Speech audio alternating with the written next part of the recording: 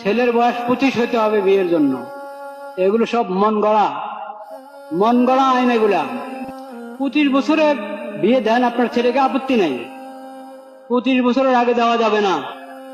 এটা হলো হস্তক্ষেপ শরীয়তের বিধানে।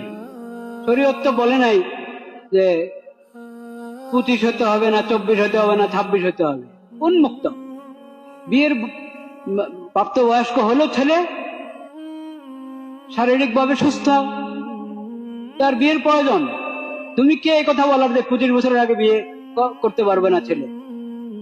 মেয়ের বয়স হয়েছে, নামাজ ফরজ হয়ে গেছে, তার উপর পর্দার বিধান এসে গেছে, তুমি বলছো যে না 18 বছর পর্যন্ত বসায় রাখো।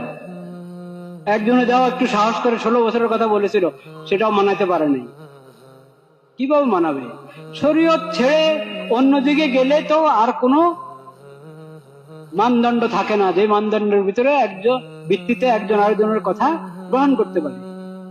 শরীয়তে তো সে মানদণ্ড, যে শরীয়তের বিধানের সামনে সবাই শিরোধার্য, সবাই তার মাথা নত করবে শরীয়তের বিধানের সামনে।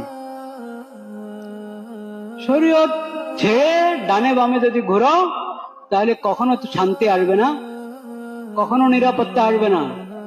বিশৃঙ্খলা, অশান্তি চলতেই থাকবে।